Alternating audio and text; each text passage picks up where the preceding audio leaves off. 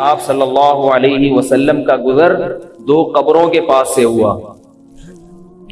آپ صلی اللہ علیہ وسلم نے ارشاد فرمایا کہ ان دونوں کو عذاب قبر ہو رہا ہے. آپ بتاؤ عذاب قبر کیا معمولی چیز ہے؟ برزخ کا عذاب تو بہت سخت ہے، آگ کا عذاب ہے. ان دونوں کو عذاب قبر ہو رہا ہے. اور فرمایا وما يعذبان من کبیر، کوئی ایسی بڑی چیز نہیں ہے جس کی بنیاد پر ان کو عذاب ہو رہا ہے. الا وہما کبیران او کما قال صلی اللہ علیہ وسلم. فرمایا لیکن وہ حقیقت میں کیا ہیں؟ وہ کبیرہ ہیں. کیا مطلب؟ یہ ایسا گناہ کیا کرتے تھے جو کبیرہ تھا، تبھی تو عذاب ہو رہا ہے نا. صغیرہ پہ عذاب نہیں ہوتا، کبیرہ پہ عذاب ہوتا ہے. فرمایا لیکن عرف میں اس کو کبیرہ سمجھا نہیں جاتا، اس جرم کو ہلکا سمجھا جاتا ہے. پتہ یہ چلا کبیرہ گناہ وہ ہے جس کو شریعت نے کبیرہ قرار دیا. ہمارے کہنے سے نہیں ہوتا کہ یار داڑھی کٹانے سے کیا ہوتا. لوگ کہہ دیتے ہیں داڑھی تو ایک انسان کے جذبات ہیں، رکھ لے ٹھیک ہے، نہیں رکھے تو بھی ٹھیک ہے. نا نا نا نا، نہیں رکھے تو ٹھیک نہیں ہے. یہ ذہن نہیں رکھے تو ٹھیک نہیں ہے، فطرت کی مخالفت ہے. تو میں وہ قبر کا قصہ سنا رہا تھا کہ رسول اللہ صلی اللہ علیہ وسلم نے فرمایا کہ ان دونوں کو عذاب ہو رہا ہے کبیرہ گناہ کی بنیاد پر، مگر اس کو کبیرہ سمجھا نہیں جاتا.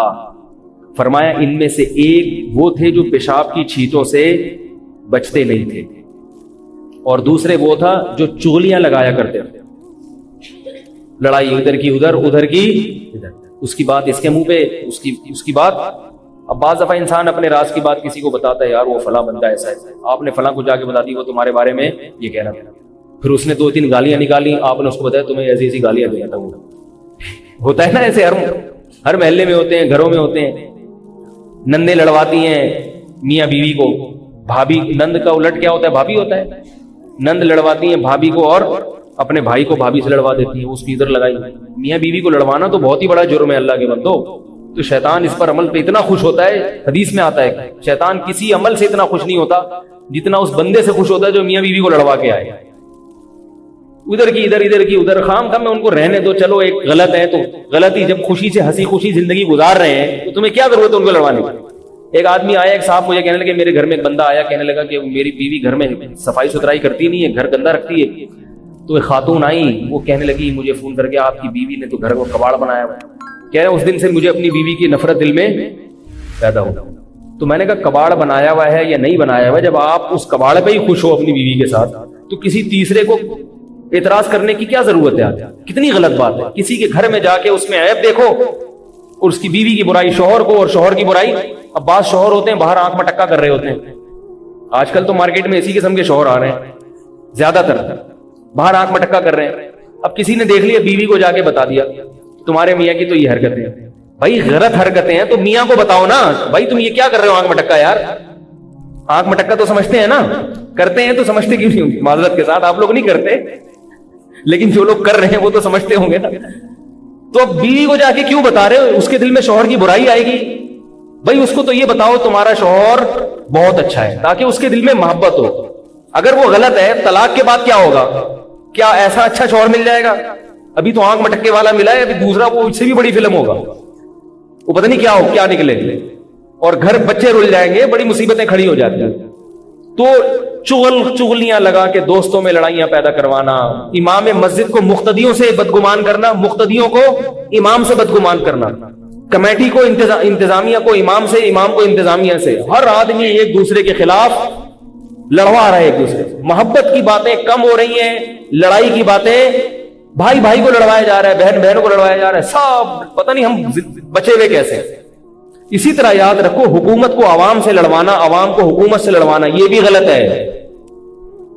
یہ بات یاد رکھو، اس وقت اسلامی ملکوں میں جتنے بھی حکمران ہیں، کرپٹ بھی کیوں نہ ہو، لیکن ان کرپٹ حکمرانوں کا بھی رہنا نہ رہنے سے بہرحال بہتر ہے. ابھی میرے پاس لوگوں کی کلپس آتے ہیں کہ سعودی عرب کے بادشاہ نے امریکہ کے ساتھ یہ کیا، اتنے اس کو کروڑوں روپے کے تحفے دے دیے. میں کہتا ہوں غلط کیا. سعودی عرب کے بادشاہ کو ایسا نہیں کرنا چاہیے. امریکہ کی غلامی میں بہت ہی زیادہ آگے نکل گئے یہ لوگ، واقعی غلط کر رہے ہیں. کروڑوں روپے کے اس کو ڈونلڈ ٹرمپ کو ہدایہ دے دیے، اس کی تعریفیں اور پتہ نہیں کیا ان کے پیچھے جا رہے ہیں.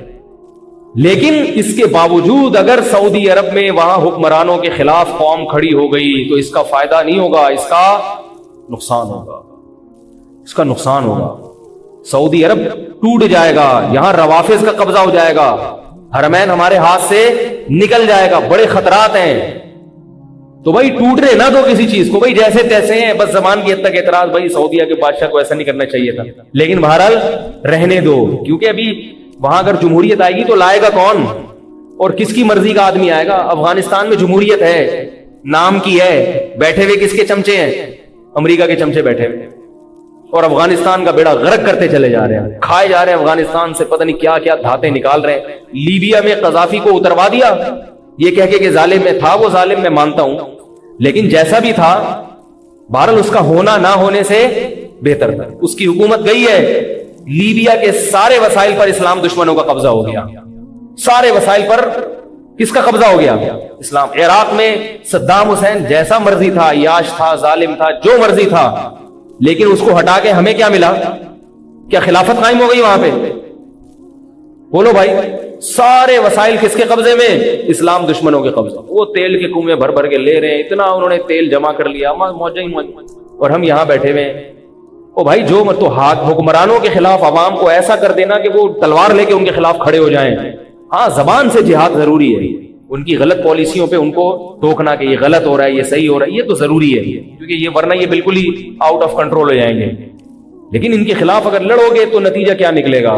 تمہاری رہی صحیح قوت بھی ختم ہو جائے گی۔ تو نہ لڑو، محبت میں پیدا کرو گھروں میں بھی۔ تو نبی صلی اللہ علیہ وسلم نے فرمایا ان دونوں کو عذاب کیوں ہو رہا ہے؟ کبیرہ گناہ کی وجہ سے۔ ایک پیشاب کی چھینٹوں سے نہیں بچتے تھے اور دوسرے چغلیاں۔ اور پھر آپ صلی اللہ علیہ وسلم نے شاخ رکھی ہری، فرمایا جب تک یہ ہری ہے لعلہ یخفف عنہما، شاید ان پر عذاب کم ہو جائے گا۔ تو اب یہاں ایک بات ہے، یہ یاد رکھو، قبروں پہ ہری شاخیں لگانا جائز نہیں ہے، یہ نبی کی خصوصیت تھی، کیونکہ کسی صحابی سے یہ ثابت نہیں ہے کہ انہوں نے قبر پہ درخت لگایا ہو یا شاخ لگائی۔ تو یہ غلط ہے، لوگ قبروں پہ درخت لگا دیتے ہیں۔ درخت لگائیں گلی محلے میں جہاں پبلک ہوتی ہے، مردے پبلک کے حکم سے خارج ہو گئے۔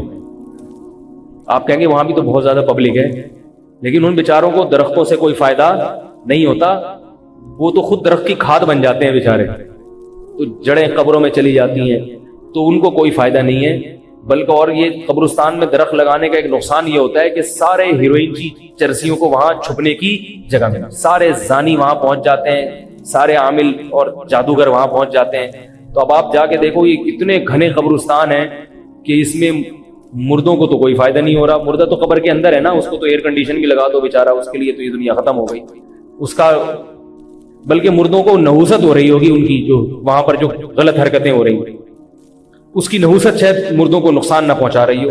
تو اس لیے درخت لگاؤ، زندوں کو ضرورت ہے بھائی درختوں کی، مردوں کو درختوں کی ضرورت بولو بھائی نہیں، زندہ کو ضرورت ہے درخت کی، تاکہ وہ تھوڑے دن اور زندہ رہ سکے بیچارہ۔ تو دوسرا انہوں نے کیا، پیشاب کی چھینٹوں نہیں بچتے تھے۔ یہاں میں ایک تھوڑا سا مسئلہ بتا دوں، وہمی لوگ بہت ہوتے ہیں، اب وہمی یہ حدیث سن کے پیشاب کرنا ہی چھوڑ دیں گے، حقیقت بتا رہا ہوں یار، چھینٹنا پڑ جائے۔ تو حدیث کا مطلب فقہا سے سمجھنا چاہیے، فقہا سے۔ فقہا کہتے ہیں پیشاب کی جو بہت باریک باریک چھینٹیں ہوتی ہیں وہ معاف ہیں، یہاں وہ چھینٹیں مراد ہیں جو بالکل موٹی موٹی چھینٹیں ہوں، اور چونکہ ان کی عادت تھی کہ وہ بچا نہیں کرتے تھے، تو جب بار بار چھینٹیں پڑتی ہیں بار بار، تو کپڑا اتنا ناپاک ہو جاتا ہے کہ جس سے پھر نماز نہیں ہوتی، پھر نماز نہیں ہوگی تو یہ کبیرہ گناہ بن جائے گا کہ نہیں بن جائے گا؟ باقی بہت باریک باریک اگر چھینٹیں پڑ گئی ہیں تو وہ معاف ہیں، ان میں نہ پڑا کریں۔ حضرت زین العابدین جو تھے نا، مشہور امام گزرے، حضرت امام زین العابدین اہل بیت کے، وہ کیا کرتے تھے جب انہوں نے پیشاب کے بارے میں حدیثیں سنی؟ ایک اور حدیث میں آتا ہے استنزہوا من البول فإن عامۃ عذاب القبر منہ، کہ پیشاب سے بچو اس لیے کہ اکثر عذاب قبر کس سے ہوتا ہے؟ پیشاب سے۔ اس میں یہ پیشاب بھی داخل ہے، خواتین جو گھروں میں بچوں کے پیشاب کا خیال نہیں کرتی، بچوں نے گدوں میں پیشاب کر دیا، کارپٹ پہ پیشاب کر دیا، خواتین اس کو صاف نہیں کرتی، جو نہیں کرتی ان کی بات کر رہا ہوں۔ تو اب کیا ہوتا ہے، اسی پہ لوگ آ کے بیٹھ رہے ہوتے ہیں، اسی پہ گیلے پاؤں لے کے چل رہے ہوتے ہیں۔ تو یہ وعید ان لوگوں کے لیے بھی ہے، سمجھ رہے ہو؟ خواتین کو چاہیے کہ کچھ کام پیمپر کرے گا، کچھ آپ بھی کر لیں۔ پیمپر اپنی ذمہ داری پوری کرتا ہے، لیکن بیچارہ کسی دن پیمپر لگا رہنا بھول گیا وہ. تو اب کیا ہے کہ اگر بچے نے کہیں بیڈ پہ کر دیا تو اب آپ نیچے ایک ٹب رکھیں اور اس گدے پہ اوپر پانی ڈال کے پانی بہا دیں. نیچے جب پانی گرنا شروع ہو جائے گا 2-3 دفعہ یہ عمل کرے تو وہ گدا پاک ہو جائے گا. اب اس سے خواتین کہتی تو گیلا ہو جائے گا, تو وہ تو ہو گیا نا پیشاب سے گیلا. کتنا آسان طریقہ ہے پاک کرنے کا. ہم یہ تھوڑی کہہ رہے ہیں گدا اٹھا کے لے جاؤ اس کو ڈرائی کلینر کو دو. جہاں پیشاب لگا ہوا ہے نیچے ایک ٹب رکھا گدے کے, بیڈ کے نیچے ٹب رکھا, اوپر جگ ڈالا پانی سے, جگ یا لوٹا کوئی بھی چیز ہو, 2-3 دفعہ اس کو ایسے کیا تو وہ جب آر پار ہونا شروع ہو جائے گا تو پاک ہو جائے گا. کارپیٹ پہ اگر پیشاب ہو گیا ہے, کارپیٹ کو نیچے سے آپ لے جائیں, کوئی ٹب رکھ دیں کارپیٹ کے نیچے, اوپر اس کے پانی ڈالیں, تو وہ پانی جب نیچے بہنا شروع ہو جائے گا تو کارپیٹ کیا ہو جائے گا, پاک ہو جائے گا. کیا خیال ہے؟ پلاسٹک پہ اگر پیشاب ہو گیا ہے, پلاسٹک ہے اس پہ اگر پیشاب کر دیا ہے تو اب اس میں نیچے گدا وہ نہیں رکھ سکتے ٹب, تو اس کا طریقہ یہ ہے کہ پوچھا لیں, اسے اس پیشاب پہ خشک کریں, پھر اس پوچھے کو پانی سے دھو کے نچوڑیں, پھر دوبارہ اس پیشاب پہ 3 دفعہ یہ عمل کریں گے تو پلاسٹک کیا ہو جائے گا, پاک ہو جائے گا. اور اگر سیمنٹ کا فرش ہے اس پہ پیشاب ہو گیا تو جب تک گیلا ہے ناپاک ہے, جب وہ سوکھ جائے گا تو خود بخود بول لو بھائی پاک ہو جائے گا, کیونکہ سیمنٹ میں چونا ہوتا ہے وہ جراثیم کو خود بخود ختم کر دیتا ہے. پھر بھی بہتر ہے کہ اس کو دھو لیں. نظافت بھی کوئی چیز ہوتی ہے, کچھ نہیں ہوگا, کوئی قیامت نہیں آئے گی. اگر فرش پہ پیشاب کر دیا ہے تو اس کو بھی, کیونکہ جب تک گیلا ہوگا اس وقت تک تو ناپاک ہوگا نا وہ, تو دھو لیں اس کو اسی وقت. تو تھوڑا سا کام کر لینے سے صحت بھی اچھی رہتی ہے, بچے بھی پاک صاف رہتے ہیں, اور عذاب قبر سے بھی حفاظت ہوتی ہے. سب کو اس کا خیال کرنا چاہیے. تو میں یہ بتا رہا تھا وہ حضرت زین العابدین کیا کرتے تھے کہ وہ جب انہوں نے یہ عذاب قبر کی حدیثیں سنی تو پھر انہوں نے ایک شیشے کا گلاس رکھ لیا, بوتل, کہ اس میں پیشاب کروں گا تاکہ چھینٹے نہ پڑے. چند دن یہ عمل کیا, پھر ان کو خیال آیا کہ ما فعل هذا من هو خیر منی, جو مجھ سے بہتر تھے نا محمد صلی اللہ علیہ وسلم, انہوں نے اتنی احتیاط نہیں کی ہے. یعنی وہ تو گلاس میں یا بوتل میں پیشاب نہیں کرتے تھے, تو میں کیوں پھر اتنی زیادہ احتیاط کروں. تو اس لیے یہ مطلب نہیں کہ آپ وہمی بن جائیں اور بار بار ٹارچ سے چیٹیں چیک کرنا شروع کر دیں. وہمی کیا کرتا ہے, ایک صاحب کا فون آیا, میں صبح اٹھتے ہی اپنی شلوار نا ایسے لائٹ کے سامنے رکھ کے چیک کرتا ہوں. صبح اٹھتے ہی اپنی شلوار, کوئی نشان تو نہیں لگا ہوا, کوئی گندگی نکلی ہو کوئی. میں نے کہا کہ یار صبح صبح قرآن کا مطالعہ کیا کرو, مناجات مقبولہ پڑھ لیا کرو, شلوار کا مطالعہ کرنا یہ اچھا کام ہے. کیا خیال ہے؟ صبح صبح اٹھ کے شلوار اسٹڈی ہو رہی ہے, تو باقاعدہ اسٹڈی ہو رہی ہے, شلوار پڑھی جا رہی ہے باقاعدہ. شلوار میں PhD ہو جائے گی 1 سال کے بعد, اتنا ماہر ہو جائے گا. تو چھوڑ دیں کیا گندی حرکتیں. اگر نجاست نظر آ رہی ہے دھو, تو نہیں آ رہی تو بس نماز پڑھو جائے. اڑ کے جو دیکھنا شروع کر دینا, کوئی لگا تو نہیں. اتنا نہیں بنایا شریعت نے مکلف, یہ وہمی اور پاگل ہونے کی علامت ہوتی ہے. تھوڑا سا احتیاط کر لو بس, یہ ضرور. تو بات میں جلدی سے سمیٹ کے ختم کرتا ہوں. تو وہو العزیز الغفور, اللہ زبردست غالب ہے اور اللہ خوب مغفرت کرنے والا ہے ان لوگوں کی جو توبہ کرنا چاہتے ہیں. تو میں یہ عرض کر رہا تھا کہ کبیرہ گناہوں میں داڑھی کاٹنا بھی ہے, لیکن علماء اس کو زیادہ اس لیے بتاتے کہ بہت سے لوگ کاٹ رہے ہیں, لیکن ہے بہرحال کبیرہ گناہ. تو ہمت کر کے رکھنا شروع کر, سمجھ رہے ہو. اور سب سے بڑا کبیرہ گناہ تو کیا ہے, نماز کا قضا کر دینا. اور حقوق العباد میں سب سے بڑا کبیرہ قتل کرنا انسان کو, اور والدین کو ستانا. یہ اکبر الکبائر ہیں, یعنی کبیرہ میں بھی جو بڑے کبیرہ گناہ ہیں. تو ہمیں, ہماری ذمہ داری ہے ہم گناہوں سے توبہ کریں اور فرائض اور واجبات کو آسان طریقے سے پورا کریں. یہ پورے اسلام میں داخل ہونا پڑے گا. پھر کوئی کوتاہی ہو تو اللہ سے توبہ کر لے, پھر دوبارہ کوتاہی ہو جائے پھر توبہ کر لے, پھر کوتاہی ہو جائے پھر توبہ کر لے. یہ طریقہ رہے گا. پھر اللہ تعالیٰ کے وعدے ہیں, اللہ تعالیٰ کی طرف سے خوشخبریاں ہیں, نہیں تو پھر خوشخبریاں نہیں ہیں. یہ ہماری غلط فہمیاں ہیں جن کو ہم خوشخبریاں سمجھیں. اللہ تعالیٰ ہم سب کو صغائر کبائر گناہوں سے بچنے. ارے یہ کیا ظلم کر رہا ہے کہ مرنے والوں پہ مر رہا ہے. ارے یہ کیا ظلم کر رہا ہے کہ مرنے والوں پہ مر رہا ہے. جو دم حسینوں کا بھر رہا ہے بلند ذوق نظر نہیں ہے.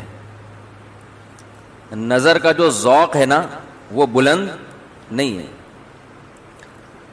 گھٹیا سوچ آپ کہہ سکتے ہیں. بعض لوگوں کا ذوق بلند ہوتا ہے, بعض کا ذوق, بھائی لوگ کہتے ہیں نا کھانے میں آپ کا ذوق کیا ہے, آپ بول دو پکوڑے شوق سے کھاتا ہوں, تو ذوق عقل جو ہے, کھانے کا جو ذوق ہے وہ بلند بولو نہیں. آج کل کے عرف میں، ورنہ یہ کوئی بری بات نہیں ہے پکوڑے شوق سے کھانا.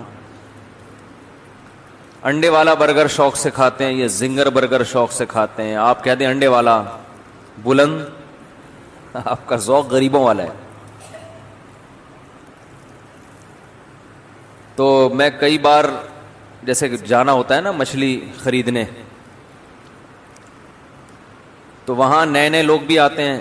ہمیں تو ابھی تک بھی تجربہ نہیں ہے خرید کے جتنا بھی کھا لیں، ہمیں کھانے سے مطلب ہوتا ہے. قسموں کے نام بھی یاد نہیں ہوتے، پتہ نہیں آنگڑا مچھی ہے، بانگڑا مچھی ہے، کون سی ہے. ہم بولتے ہیں اچھی والی دے دے بھائی بس. لیکن جو مچھلی کھانے کے جن کو ذوق ہے، جو حقیقت میں مچھلی کھانے والے ہیں، ان کو درجنوں قسموں کے نام بھی پتہ ہوتے ہیں. دیکھ کے اندازہ لگا لیتے ہیں تازہ ہے، باسی ہے، فریش ہے، 2 نمبر مال ہے، 1 نمبر مال ہے. پکانے کے درجنوں طریقے بھی پتہ ہیں ان کو. یہ میں ذوق نظر کو ڈیفائن کر رہا ہوں کہ شاعر کا مطلب کیا ہے. پھر مچھلی میں اتنا مزہ نہیں آتا جتنا اس شعر کو سمجھنے میں مزہ آئے گا. تو جو مچھلی کھانے والے لوگ ہوتے ہیں وہ اس طرح نہیں کھاتے جس طرح وہ لوگ کھاتے ہیں جو کھانے والے نہیں ہیں، کبھی کبھار کھا لیتے ہیں. وہ درجنوں قسم کی ڈشیں بناتے ہیں مچھلی کی. تو آپ اگر ان سے کہیں یہ کیا کر رہے ہو، یہ کیسے بنا رہے ہو، تو وہ کہے گا تم مچھلی کھانے کا ذوق ہے کچھ، کبھی مچھلی کھائی بھی ہے؟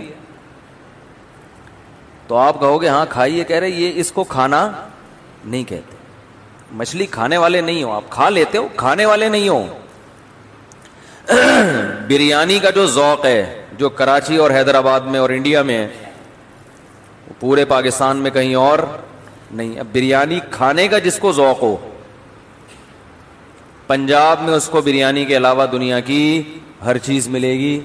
بریانی کیونکہ ان کو بریانی کا ذوق نہیں ہے، لہذا وہ بریانی کے نام پہ مختلف قسم کی چیزیں ہمیں کھلا دیتے ہیں. یہ بریانی، ہم بھی ایمان بالغیب لا کے بریانی دل خوش کرنے کے لیے میں نیت کرتا ہوں بریانی کھانے کی، کھا لی بھائی خوش ہو جائے گا. ہر میں پتہ ہے وہ بریانی نہیں. سعودی عرب میں ہوٹل ہیں، جگہ جگہ لکھا ہوا ہے پاکستانی بریانی دستیاب ہے، لیکن ہوتی نہیں ہے. تو اس کو کہتے ہیں بھائی تم بریانی کھانے والے لوگوں میں سے نہیں ہو. جو کھانے والے ہوتے ہیں وہ یہ نہیں، یہ تو دل خوش کرنے کے لیے کھاتے ہیں، ان کو بریانی چاہیے، بریانی. تو ہر چیز کا ایک ذوق ہوتا ہے نا، ایک بلند ہوتا ہے اور ایک اس میں کم ذوق ہوتا ہے. تو ایسے ہی یاد رکھو محبت کا بھی ایک ذوق ہوتا ہے. کس سے محبت کرنی ہے، کس سے دل لگانا ہے. جن کا ذوق نظر بلند ہوتا ہے ان کو چھوٹے موٹے حسینوں سے محبت بولو بھائی نہیں ہوتی، لفٹ ہی نہیں کراتے. ان کے حسن و جمال کا معیار اونچا ہوتا ہے. ہمارے حضرت مفتی رشید احمد صاحب رحمہ اللہ تعالیٰ کے دور میں کسی نے حضرت کو خط لکھا کہ مجھے کسی لڑکے سے اللہ معاف فرمائے عشق ہو گیا ہے اور میں پاگل ہو گیا ہوں، یہ ہو گیا ہے، وہ بہت زیادہ دماغ خراب ہو گیا ہے، میرے دل سے اس کی محبت نکالیں کسی طرح. تو حضرت نے جب اس لڑکے کو دیکھا جس کا اس نے نام لیا، حضرت فرماتے ہیں بیچارہ نہ کوئی ناک نقش، اس کے کلر بھی بلیک، اور تاریخ میں ایک مشہور شخصیت گزرے ہیں، نام نہیں بتاؤں گا. وہ ایک ہندو پہ عاشق تھے، ہندو لڑکے پہ جس کا نام تھا لبھے چند.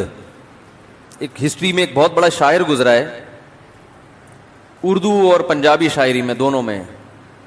میں نام نہیں بتاؤں گا، بلا وجہ کسی کو بدنام کرنے کا کیا فائدہ. تو وہ ہندو پہ عاشق تھا، ایک لڑکا ہندو بھی لڑکا، اور اس کا نام کیا تھا لڑکے کا؟ لبھے چند، ابے نندر نہیں، لبھے چند. تو حضرت فرمایا کرتے تھے اتنا بڑا شاعر اور اتنی شہرت پائی اس نے، عشق بھی کس سے ہوا؟ وہی ایک لڑکے سے، وہ بھی بیچارہ ہندو کسی گاؤں کا. تو حضرت پھر نقشہ کھینچا کرتے تھے کہ کیسا ہوگا وہ. ناک بہ رہی ہوگی. گاؤں کے بچے بےچارے سیدھے سادے سے ہوتے ہیں نا, سڑپے مارتا ہوگا ناک کے اوپر کرنے کے لیے. تو حضرت نے جب اس بلیک کو دیکھا نا جس پہ عاشق تھا, تو نے فرمایا کہ اللہ کے بندے کیا ہو گیا, تمہارا دماغ خراب ہو گیا.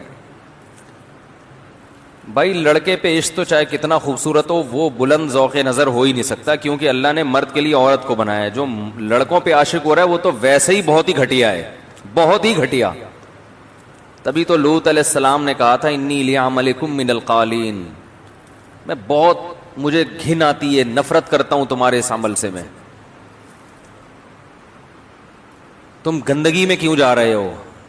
وَتَذَرُونَ مَا خَلَقَ لَكُمْ رَبُّكُمْ, اللہ نے عورت پیدا کی ہے مرد کے لیے, ان کو چھوڑ دیا ان کے پیچھے. یہ تو تمہارے جیسے مرد ہیں. تو اس لیے پناہ مانگا کرو اللہ کی. یہ جو لڑکوں کا عشق ہے یہ نیچر کے خلاف ہے, نیچر سے بغاوت ہے, یہ گندگی ہے. تو خیر, اب وہ جو میں نے بتایا کہ معیار لوگوں کا مختلف ہوتا ہے. یوسف علیہ الصلاۃ والسلام پر زلیخا جسے کہا جاتا ہے, اس کا نام پتہ نہیں کیا تھا, لیکن بہرحال تاریخ کی کتابوں میں زلیخا لکھا ہے, تو ہم بھی زلیخا ہی کہہ دیتے ہیں. گورنمنٹ کی طرف سے کوئی پابندی تو نہیں ہے. زلیخا عاشق ہوئی کس پر؟ یوسف علیہ السلام پر. یہ جو زلیخا تھی یہ بادشاہ کی بیوی, اور حضرت یوسف علیہ السلام اس وقت ایک بطور یوں سمجھ لیں کہ ایک لے پالک ہوتا ہے, جیسے کوئی بازار سے فروخت شدہ غلام خریدے گئے تھے نا, تو اس کا معاشرے میں مقام نہیں ہوتا. لوگ کہتے ہیں اس کو تو ہم نے فلاں جگہ سے خریدا تھا, اس کے تو ابا کا نہیں پتا, اماں کا نہیں پتا کہاں رہتے ہیں, ہم نے ٹھکانہ دیا, ہم نے احسان کیا. آپ کو پتا ہے بادشاہوں کا معیار ذوق نظر اونچا ہوتا ہے, اور بادشاہوں شاہی گھرانے کی عورتوں کا ذوق نظر بھی, یہ جو ڈرائیور کے ساتھ بھاگ گئی اور فلانا ہو گیا, یہ جو اس قسم کے واقعات آتے ہیں نا, یہ وہ ہیں جن کا ذوق نظر انتہائی گھٹیا ہوتا ہے. بھاگنا تھا تو اس دوسری کمپنی کے باس کے ساتھ بھاگ جاتے ہیں, یہ والا وہ بھی غلط ہے, وہ بھی غلط ہے. تو زلیخا کو عشق ہوا کس سے؟ اپنے گھر میں ایک پلنے والے نوجوان سے, جس کا دنیاوی لحاظ سے وہ مقام ہرگز نہیں تھا, نہ وہ شاہی خاندان کے, نہ وہ اس کنٹری کے. آپ کو پتا ہے دوسری کنٹری کے لوگوں کو اپنے ملک میں قبول کرنا بھی آسان نہیں ہوتا, لوگ ٹیڑھی نگاہوں سے دیکھتے ہیں, یہ غیر ہے. اور یاد رکھو یہ کتا پن ہے, کسی دوسری قوم کے آدمی کو اپنی قوم میں ٹیڑھی نگاہوں سے دیکھنا, یہ کون سا پن ہے؟ بولو نا, کتا پن ہے. یہ کتوں کی خصلت ہے. آپ پاکستانی ہیں, آپ کے ملک میں کوئی دوسری کنٹری کا آدمی, آپ حسد کر رہے ہیں ہمارے ملک میں کیوں آیا ہوا ہے. آپ کراچی کے ہیں, کوئی دوسری قوم کا آدمی کراچی میں آ گیا, رہ رہا ہے یہاں پہ, اوے تم ادھر کے ہو, تم یہاں کیوں رہ رہے ہو. آپ کراچی کے ہیں, آپ کے پی کے میں جا کے رہ رہے ہیں, وہاں آپ کو کوئی ٹیڑھی نگاہ سے دیکھے, وہی تم تو اردو بولتے ہو, تم یہاں کیا کر رہے ہو. آپ بلوچستان کے ہیں اور آپ پنجاب میں جا کے رہنا شروع کر دیں, پنجاب والے ٹیڑھی نظروں سے دیکھیں, تم بلوچ یہاں کیا کر رہے ہو, تو پنجاب تو ہمارا ہے. تو یہ کون, اور بلوچ پنجابیوں کو اس طرح نگاہوں سے دیکھنے لگے, تم تو پنجاب کے ہو, تم بلوچستان میں کیا کر رہے ہو. تو یہ کون سا پن ہے؟ کتا پن. یہ خصلت کس کی, جانوروں میں کس کی ہوتی ہے؟ کتے کی. کتا اپنی گلی میں دوسری قوم کے کتے کو برداشت, بولو بھائی, نہیں کرتا, نہیں کرتا. تو میرا دال روٹی میری یہاں سے, تو یہاں کیا کر رہا ہے, تو نہیں برداشت کرتا. اور جو انسانوں کی صفات ہے نا, وہ ہے گلے لگانا. قرآن مجید نے مسافروں پہ احسان کرنے کا حکم دیا, تو مسافر تو اجنبی ہوتا ہے نا. اسلام نے ایسا کلچر بنایا تھا نا صحابہ کا, اس کے اثرات آج تک نظر آتے ہیں, جن میں ہیں باقی, کہ مسافر کو دیکھ کر ہمارے حضرت ایک واقعہ بتایا کرتے تھے نا, اندرون سندھ گئے تو ایک سندھی بیچارہ اتنا غریب جھونپڑا اس کے پاس ٹوٹا پھوٹا, اور وہ گدھی جو تھی نا اس کی کا غربت سے اس کی پچھلے دونوں ٹانگوں کے گھٹنے ٹکرا رہے تھے آپس میں. دیکھا ہوگا نا جب زیادہ غربت ہوتی ہے تو پچھلی دونوں ٹانگیں آپس میں مل جاتی ہیں, ایسے شیپ بن جاتے ہیں. اتنا غریب, قوم بھی الگ, وہ سندھی تھا, ہمارے حضرت تھے پنجاب کے لدھیانہ, زبانوں میں فرق, علاقے میں فرق. حضرت فرماتے ہیں ہم راستہ بھول گئے, تو وہ سندھی بھائی آیا, اس نے حضرت کو گھر میں بٹھایا. حضرت نے فرمایا کہ میں راستہ بھول گیا ہوں. گھوڑے پہ سفر کر رہے تھے حضرت, تو ریگستان ہے آپ کو پتہ ہے, اندرون سندھ بڑے لمبے لمبے راستے ہیں. تو حضرت فرماتے ہیں اس کی غربت دیکھ کے مجھے اندازہ ہوا کہ یہاں تو ہمارے لیے گزارا ممکن نہیں ہے, اس کے پاس اپنے کھانے کے لیے کچھ نہیں ہے, مجھے کیا کھلائے گا یہ. تو حضرت نے ارادہ کیا بھائی نکلتے ہیں یہاں سے. تو اس نے کہا کہ سندھی زبان میں کہا پتہ نہیں سکر آئے ڈکر نہ آئے, کوئی قحط کا زمانہ تھوڑی ہے کہ آپ یہاں سے جا رہے ہو, بارشیں ہو رہی ہیں الحمدللہ, رزق کی فراوانی ہے, بیٹھو ادھر ہی رہو گے. جتنا روکھا سوکھا اللہ نے دیا ہے دونوں مل کے کھا لیں. یہ خاندانی ہونے کی علامت ہوتی ہے. کتا پن یہ ہے کہ یہ یہاں کیا کر رہا ہے, پنجابی یہاں کیا کر رہا ہے یہاں پہ. حضرت تو خط کاٹ بھی حضرت کا پنجاب جیسا تھا نا, پنجاب کے لدھیانہ کے لوگ نہیں وڈیرے بڑے لمبے تڑنگے, پھر پگڑی بھی باندھتے تھے. تو وہ یوں کر کے دیکھ لیتا ٹیڑھی آنکھوں سے, اوئے تم ہمارے سندھ میں کیا کر رہے ہو. اچھا وہ پکڑائی میں آئے, بند کر کے فون کرتا, ہاں بھائی میں تو ویسے ہی غریب آدمی ہوں, اتنے پیسے دے دو اور اپنا بندہ لے جاؤ. یہ نہ بھی کرتا تو کم از کم جو خاندانی لوگ نہیں ہوتے وہ ٹیڑھی آنکھوں سے بہرحال دیکھتے ہیں کہ یہ کیوں آ گیا یہاں. عزت دینا سیکھو میرے بھائی. صحابہ کرام کو جو اللہ نے اتنی فضیلت دی, ایک نے ہجرت کی, دوسرے نے نصرت. کیسی نصرت کی خاندانی مثال قائم کی ہے. اور اس زمانے میں لسانیت, قومیت, عصبیت آج سے کئی گنا زیادہ تھی. آج کم ہو گئی ہے, پہلے بہت تھی. پہلے قتل کرتے تھے, اس پہ لڑائیاں ہوتی تھی, ذرا سا کسی قوم کو برا کہہ دیا قتل و غارت کا سلسلہ شروع. کیسے خاندانی مثال قائم کی ہے. مکہ سے ہجرت کر کے آئے, اپنے گلے لگایا ہے, جائیدادوں میں شریک کر لیا کہ آدھی جائیداد تمہاری. عبد الرحمن ابن عوف رضی اللہ تعالی عنہ ہجرت کر کے مدینہ آئے ہیں, تو مدینہ میں ایک انصار صحابی نے دیکھا کہ یہ اجنبی ہیں, ان کو یہاں رشتہ نہیں ملے گا. وہ لوگ سمجھتے تھے کہ جیسے روٹی جسم کی ضرورت ہے, جیسے پانی ضرورت ہے, ایسے ہی مرد کے لیے ایک عدد, کم از کم ایک عدد بیوی کا ہونا بھی ضروری ہے. تو یہ بیوی کے بغیر کیسے رہیں گے یہاں پہ, اور نہ ان کی تجارت ہے نہ کوئی بزنس ہے. تو ان صحابی نے کہا میری 2 بیویاں ہیں, میں ایک کو طلاق دیتا ہوں, آپ اس سے نکاح کر لیں. ظاہر ہے زوجہ کی اجازت سے ہی ہوگا یہ, لیکن ایسی کوئی مثال دنیا میں قائم ہو سکتی ہے. اور اس سے بھی پتہ چلتا ہے وہ نکاح کو کتنا ضروری سمجھتے تھے کہ بھئی یہ کیسے, اور ہمارے ہاں مل رہی ہوتی ہے 40-40 سال پھر بھی نہیں کرتے, کیونکہ اس کو ضروری سمجھتے نہیں. اور کیوں نہیں سمجھتے, اس لیے کہ پتہ ہے کہ اس سے آخرت کا نقصان ہوگا. روٹی نہ کھانے سے باڈی کا نقصان, اور اس سے آخرت کا, اور آخرت کے نقصان کی پرواہ ہے نہیں آ رہی بات سمجھ میں. تو بہرحال کیا خاندانی مثال قائم کی ہے. تو میں آپ سے یہ عرض کر رہا تھا کہ اپنی محلے میں کسی دوسرے کو برداشت نہ کرنا, کسی دوسری قوم کے آدمی کو, کسی دوسرے شہر کے آدمی کو, کسی دوسری زبان والے کے آدمی کو, یہ کون سا پن ہے.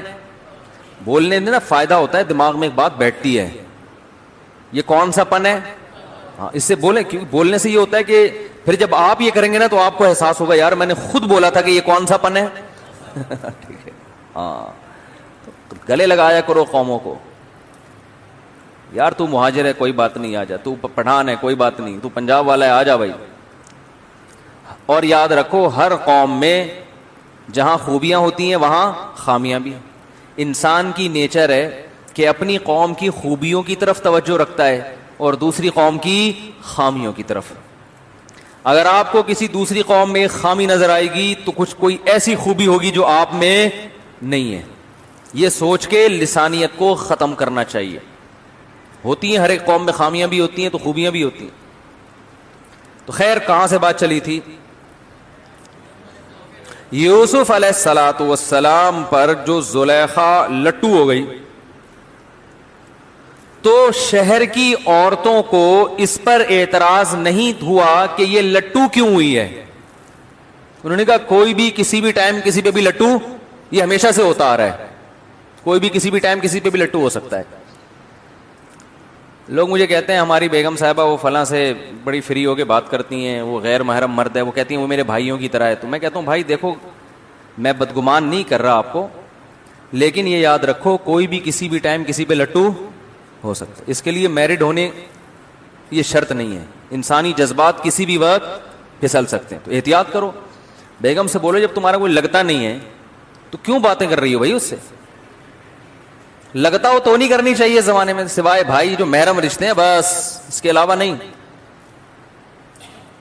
اور میں تو یہاں تک کہتا ہوں کہ جو شیخ جوان ہو، جوان لڑکی اس سے اصلاحی تعلق بھی قائم بولو بھائی نہ کرے. نہ وہ شیخ اور مرشد اگر جوان ہے، ینگ ہے، تو جوان لڑکی کو اس سے اصلاحی تعلق میرے خیال میں اس زمانے میں درست نہیں، کیونکہ وہ شیخ آدمی پہلے ہے، شیخ بعد. واقعات ہر جگہ ہو سکتے ہیں، کچھ بھی ہو سکتا ہے. اس کو نہ ہوا یہ لٹو ہو جائے گی، شیخ صاحب کی آواز بہت اچھی ہے، اسٹائل بہت اچھا ہے.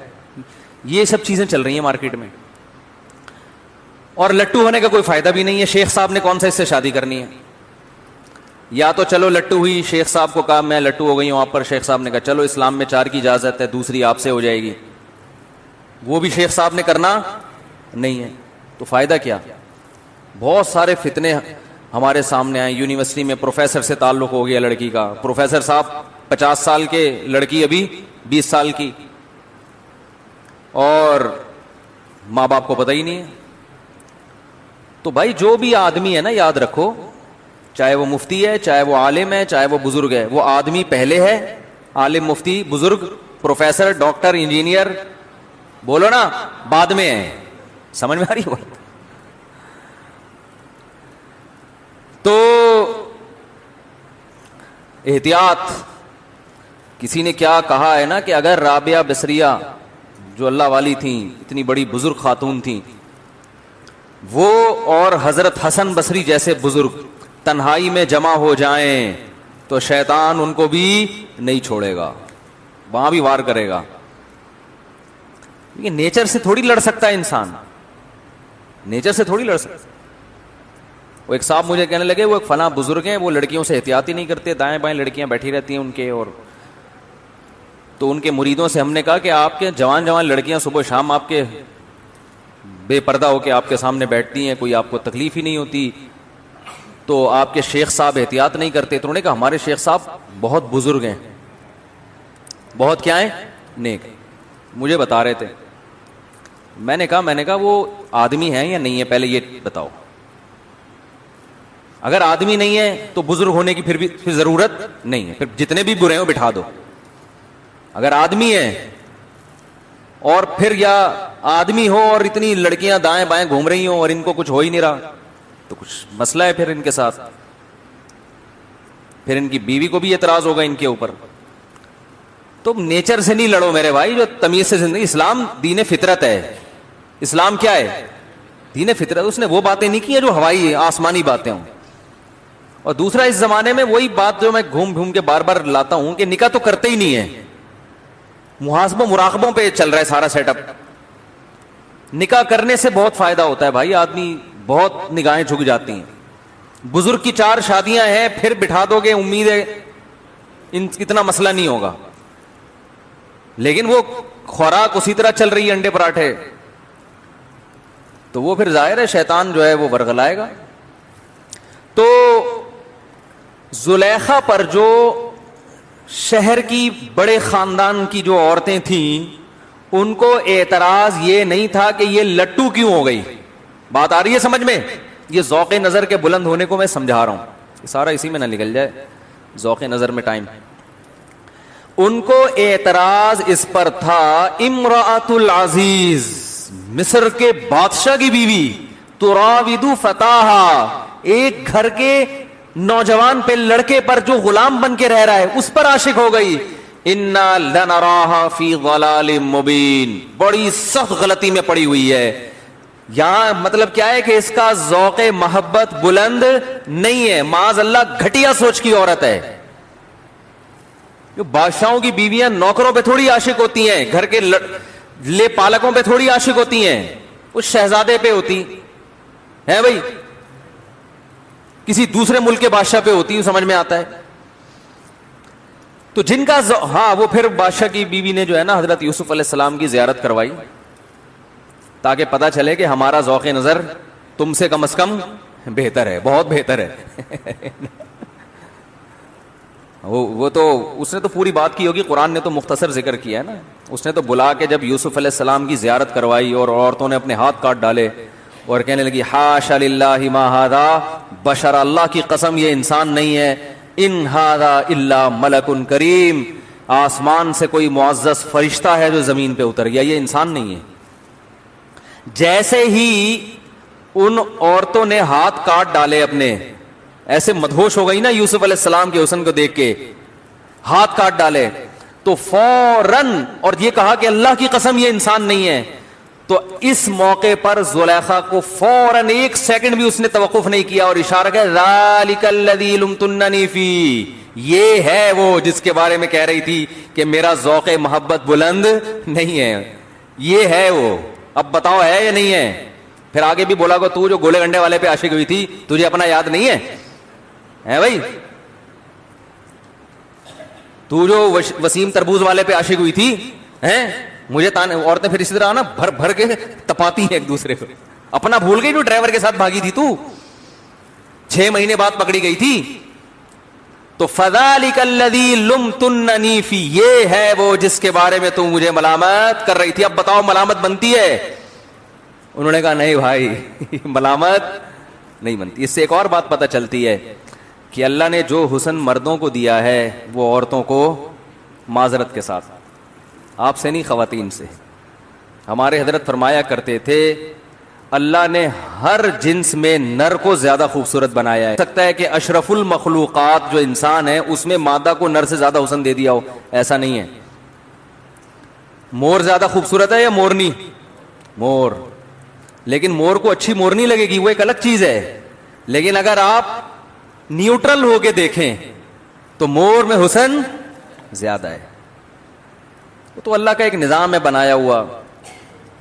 تو اگر کوئی نیوٹرل ہو کے دیکھے نا, یعنی انسان کے علاوہ کوئی اور مخلوق دیکھے, تو پھر وہ یہ فیصلہ کرے گی کہ انسانوں میں بھی مردوں میں حسن عورتوں سے زیادہ ہے.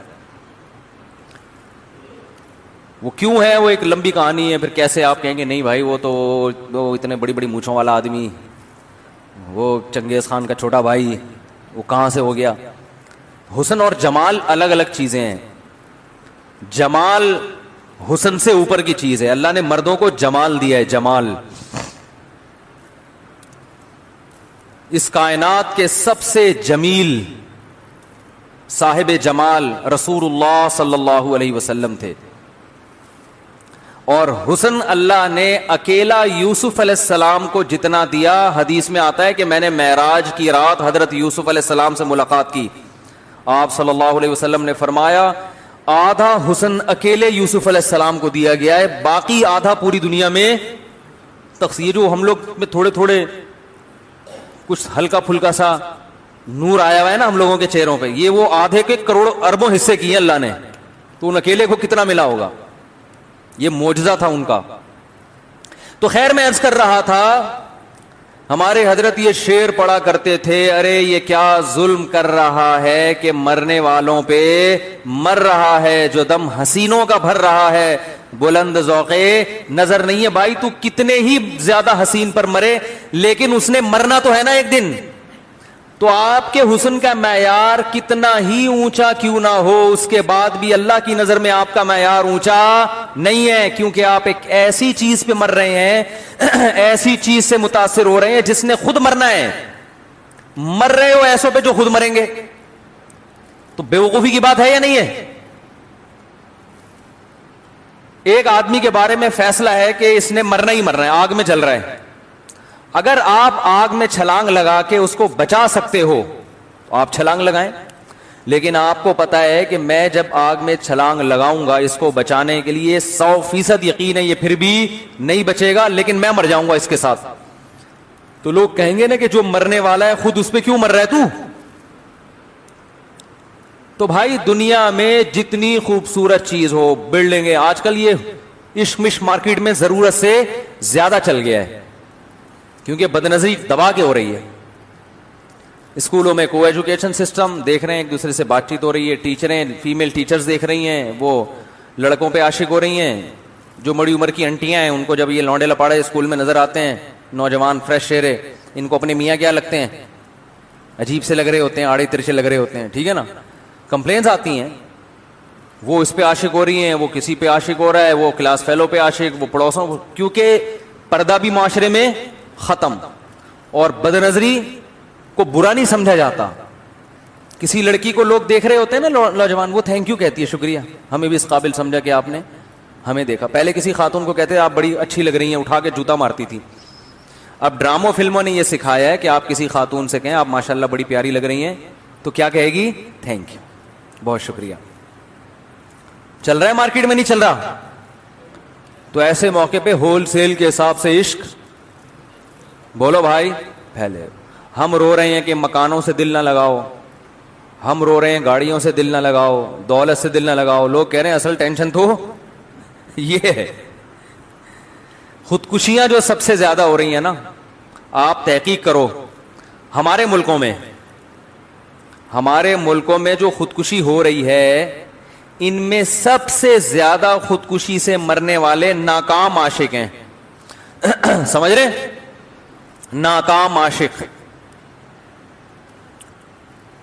انجام نہیں دیکھتے. بھائی انجام کیا ہوگا اس کا؟ میں جو لوگ، جیسے میں ارطغرل ڈرامہ کا مشورہ ان لوگوں کو دیتا ہوں نا جو پہلے سے برے ڈرامے دیکھ رہے ہیں، تو میں کہتا ہوں اس سے بہتر ہے یہ دیکھ لو. تو ایسے ہی میں ایک مشورہ ان لوگوں کو دیتا ہوں جو فلمیں دیکھ رہے ہیں، ان کو میں ایک مشورہ دیتا ہوں کہ تم جو ہیروئنز دیکھ رہے ہو نا خوبصورت 1975 کی ہیروئنز نکال کے دیکھو، یا 1974 یا 76 کی، اور اب دیکھو 2020 میں کیسی لگ رہی ہے وہ. نہیں آ رہی بات؟ 1974 کی جب شکل دیکھو گے آپ کو لگے گا کہ اس سے زیادہ حسین دنیا میں کوئی ہے نہیں، اور کاش مجھے یہ مل جائے. 2020 میں دیکھو گے آپ بولو گے یار میری نانی اس سے الحمدللہ بہتر ہیں، اللہ کرے یہ میرے نانا کو بھی نہ ملے. اگر نانی کا انتقال ہو گیا تو میں اپنے نانا کی شادی بھی اس سے کرانے کے لیے تیار نہیں. میرے نانا اس سے زیادہ ہینڈسم ہے. اور ان ہیروئنوں پہ زیادہ جلدی بڑھاپا آتا ہے کیونکہ ان کی نیچرل لائف نہیں، بچے تو پیدا کیے نہیں ہوتے انہوں نے، تو جلدی بوڑھی ہو جاتی ہیں. نیچرل لائف نہیں ہے نا ان کی، نہ وقت پہ شادی ہوتی ہے، نہ بچے پیدا ہوتے ہیں تو ایک آدھ پیدا ہوا بریک، وہ پھر وہ ظاہر ہے وہ پھر فطرت سے بغاوت کا انجام کیا ہوتا ہے؟ برا ہوتا ہے، جلدی بڑھاپا آتا ہے. کب تک چلیں گے انجیکشنوں پہ اور وہ رنگ کے ڈبوں پہ؟ کب تک چھپو گے پیڑوں کی آڑ میں؟ کبھی تو ملو گے لنڈا بازار میں. شاعر کہتا ہے کہ تم ہم سے چھپتی ہو، محبوبہ سے کہتا ہے لنڈا بازار میں ہر آدمی آتا ہے کہ نہیں آتا؟ طارق روڈ والے بھی جاتے ہیں لنڈا بازار، ڈیفنس والے بھی جاتے ہیں، بحریہ ٹاؤن والے بھی جاتے ہیں، کیونکہ ظاہر ہے وہی چیز. جب میں نے ایک دفعہ طارق روڈ سے اوریجنل جیکٹ خریدی لیدر کی، لوگ کہہ رہے لنڈا بازار کی ہے، مان نہیں رہا کوئی.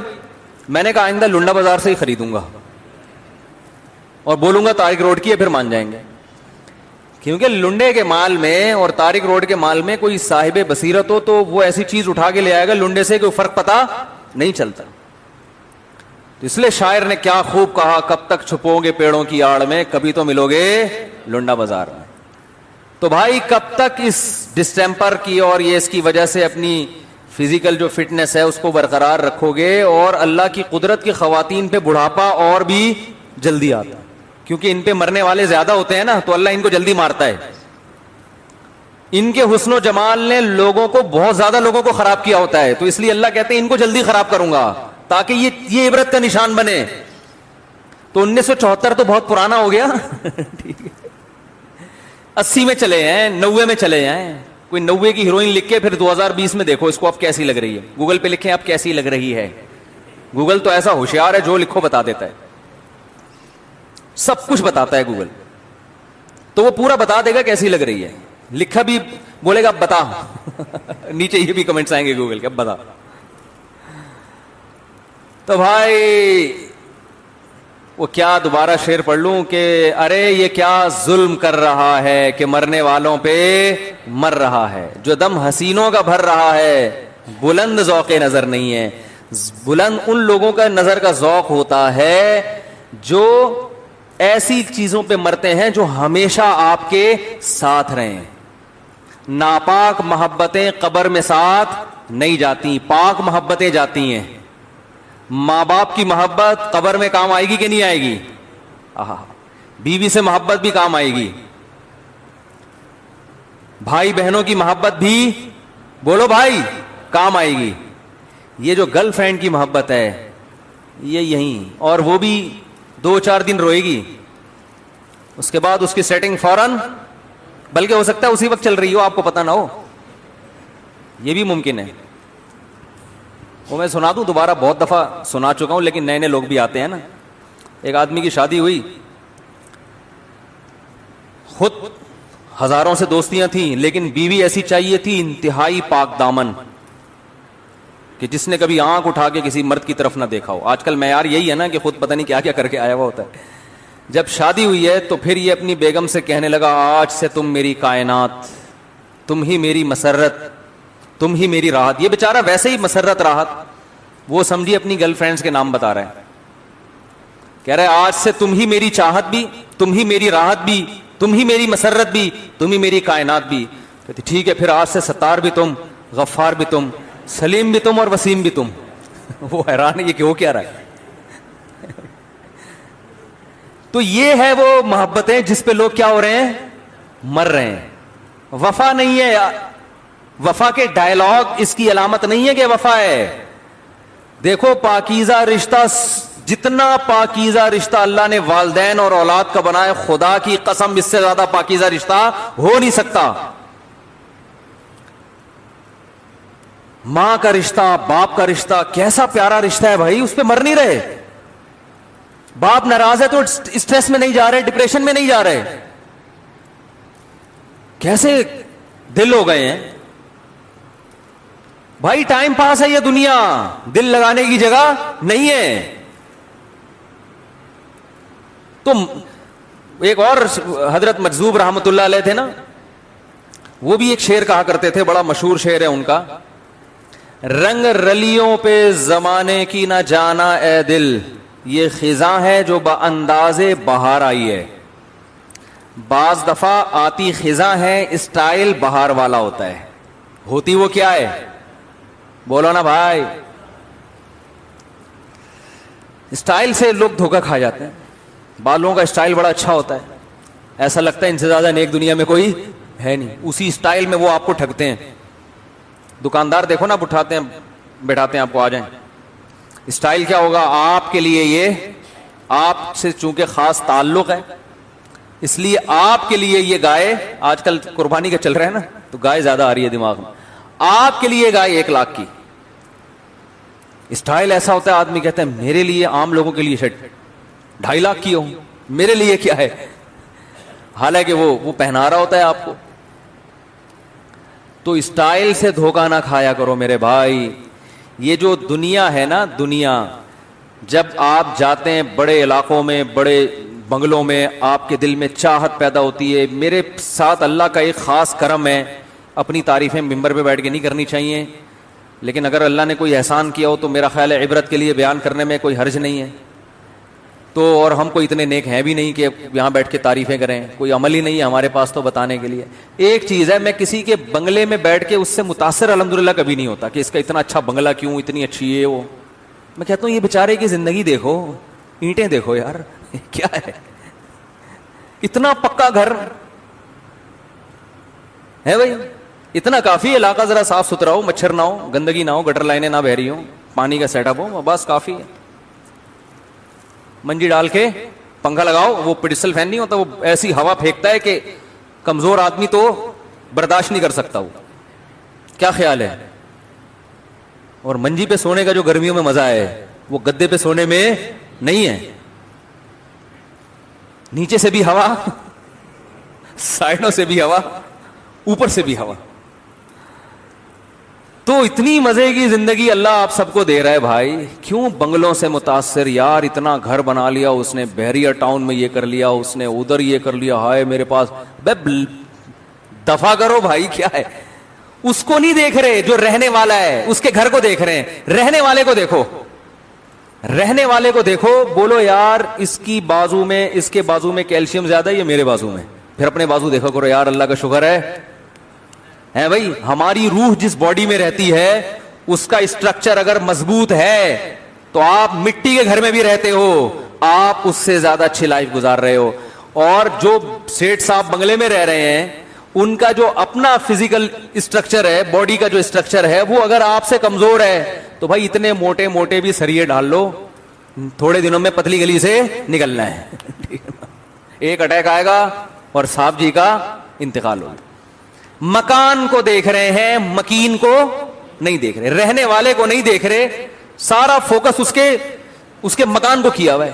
آپ کا بیڈ روم اتنا بڑا, تانا بھی دے رہے ہوتے ہیں نا, ابے ہمارا تو لیٹرین واش روم جو ہے نا تمہارے بیڈ روم سے زیادہ بڑا ہے. یہ تانے بازی بھی چل رہی ہوتی ہے, جیسے وہ فسادی عورتیں آپس میں تانے دے رہی ہوتی ہیں نا ایک دوسرے کو, اس طرح مرد تانے دے رہے ہوتے ہیں.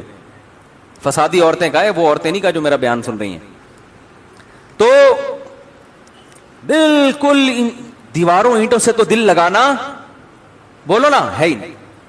آج صبح ہم نے حدیث پڑھی, رسول اللہ صلی اللہ علیہ وسلم نے فرمایا لا حسد الا فی اثنتین, حسد جائز نہیں ہے سوائے دو آدمیوں پہ. دو آدمیوں پہ آپ حسد کرو. حسد کسے کہتے ہیں؟ آدمی دیکھ کے جلتا ہے نا, یار کچھ ہے اس کے پاس. تو بنگلے والے پہ حسد کرنا یہ کیا ہے بھائی؟ کچھ بھی نہیں ہے اس کے پاس بھائی. بہت آپ کہہ سکتے ہیں اتنا بڑا بنگلہ ہے تو خود اتنا بڑا نہیں ہے نا, مسئلہ سارا یہ ہے. اگر آپ کی صحت اس سے اچھی ہے تو آپ زیادہ اچھی لائف گزار رہے ہو. آپ آم کی پوری پیٹی کھا سکتے ہو. سیٹ صاحب ایک آم سے زیادہ کھانا پڑا تو پہلے ایک ٹیکا شوگر کا لگانا پڑے گا. آپ پوری پوری پیٹیاں پھوڑ دیتے ہو کیونکہ آپ جو رات کو مچھر جو آپ کا خون چوسیں گے اس میں سارا آم نکل جائے گا. حقیقت ہے میٹھا زیادہ کھاؤ تو مچھر بھی زیادہ آتے ہیں, وہ پسینے میں نکل جائے گا. تو پہلے بھائی اپنی باڈی کا اسٹرکچر بناؤ یار. اگر رہنے کا دنیا میں شوق ہے تو رہنے کے لیے بنگلہ تھوڑی ضروری ہے, رہنے کے لیے اس باڈی کو مضبوط کرنا ضروری ہے. اس پہ ذرا بھی توجہ نہیں ہے. پیٹ کاٹ کاٹ کے جو بادام کھانے کے پیسے تھے وہ مکان کی قسط میں لگا رہے ہیں. حقیقت ہے. ڈاکٹر نے کہہ دیا بکرے کا گوشت کھاؤ, بڑا گوشت سے پرہیز ہے. بکرا کیسے کھائیں بھائی؟ اس لیے نہیں کھا سکتے کہ آپ کی کس میں جا رہی ہے, بحریہ ٹاؤن میں جا رہی ہے. وہ جو رہنے والا ہے وہ اپنی ہڈیوں کو فوکس نہیں کر رہا, وہ اس مکان میں لگا رہا ہے وہ پیسے. اس کو بادام کھلا رہا ہے, اس کو دیسی گھی بھی پلا رہا ہے مکان کو. تو پاگل پنے کی بات نہیں یہ. تو کسی کے مکان کو دیکھ کے اللہ کا شکر ہے, بلکہ اور الٹا الجھن ہوتی ہے کہ کیا ہے یہ بیٹھے میں. ایک صاحب 60 سال کے تھے, مجھے اپنا مکان دکھا رہے تھے. میرا مکان دیکھیں آپ ماشاءاللہ, میں نے ایک پلاٹ وہاں بھی لے لیا ہے. زیادہ ہو گئی, میرا دل چاہا, میں نے ان سے کہا کہ بھائی آپ 60 سال کے ہیں اور آپ کی صحت سے لگ رہا ہے کہ ایک آدھ سال مزید آپ بونس پہ چلیں گے. تو اب اس عمر میں یہ باتیں بالکل بھی اچھی بولو بھائی نہیں, بالکل بھی اچھی نہیں. چھوڑو یار, بچوں کو دے دلا کے فارغ کرو. لے بھائی اب مجھے آرام سے اللہ اللہ کرنے دے تاکہ ٹینشن ختم. اور اگر خطرہ ہے کہ بچے لے کے بھاگ جائیں گے تو پھر حساب کر کے رکھ لو, دو نہیں ان کو, لیکن بولو بھی یہ میرا ویرا نہیں ہے, بس ہمارا جتنا تھا وہ کھا لیا ہم نے, بہت ہو گیا. تو وہ شاعر نے کہا تھا نا کہ رنگ رلیوں پہ زمانے کی نہ جانا اے دل, یہ خزاں ہے جو با انداز بہار آئی ہے. تو یہ خزاں کیوں ہے یہ میں بتانا چاہ رہا ہوں. دنیا جب اپنے جاہو جلال کے ساتھ آتی ہے نا تو ایک بڑا فالٹ اس میں یہ ہے کہ یہ آپ کے دل میں اپنی محبت پیدا کر دیتی ہے، اور بے وفا سے محبت کا انجام اچھا نہیں ہوتا. ہم دنیا داروں کی موجودہ حالت کو دیکھ رہے ہوتے ہیں، ان کے مستقبل کی طرف ہماری توجہ نہیں ہوتی. تو اس لیے ہم اس خوش فہمی میں ہوتے ہیں، یا بلکہ اس لالچ میں ہوتے ہیں کہ ہمیں بھی یہ مل جائے. قارون جب اپنے خزانوں کے ساتھ چلا ہے نا، کیا جاہو جلال اس کا، اس کے خزانوں کی چابیاں اونٹوں پہ جایا کرتی تھیں. تو اللہ فرماتے ہیں دنیا دار لوگوں نے کہا یا لیت لنا مثل ما اوتی قارون، ہائے کاش ہمارے پاس بھی قارون جیسا خزانہ ہوتا، ہائے کاش.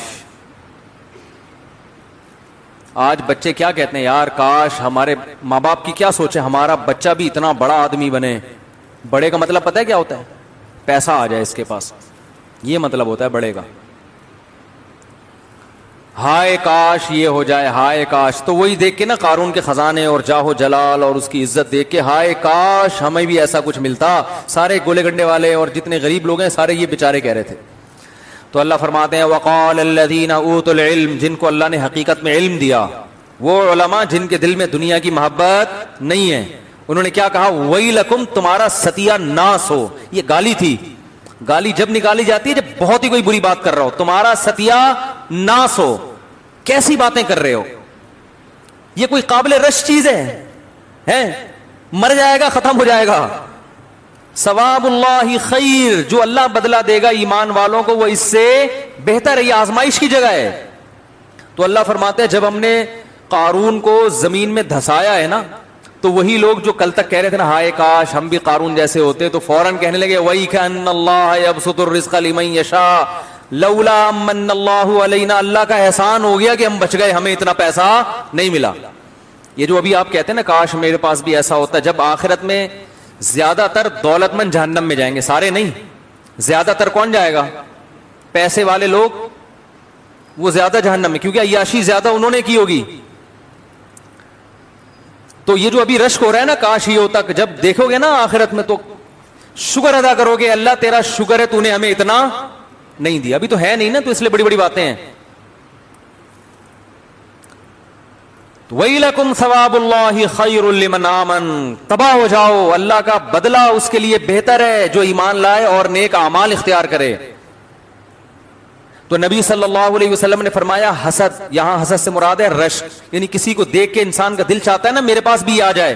تو آپ نے فرمایا صرف 2 نعمتیں ہیں دنیا میں جو اس قابل ہیں کہ انہیں دیکھ کے آپ کا دل چاہے کہ کاش یہ نعمت مجھے بھی مل جائے. اس کے علاوہ کسی اور نعمت کو لفٹ زیادہ کرانے کی ضرورت، بولتے کیوں نہیں بھائی؟ نہیں. گاڑی دیکھ لی، بنگلہ دیکھ لیا، یہ دیکھ لیا، وہ دیکھ لیا، اور دیکھ لیا وہ صدر بن گیا، وہ وزیر اعظم بن گیا، وہ علاقے کا ایس ایچ او بن گیا، وہ ڈی ایس پی بن گیا، مر جائے گا. اس سے پہلے کتنے آئے ہیں بھائی؟ کیا جتنے صدر پاکستان میں آئے وہ زندہ ہیں اب تک؟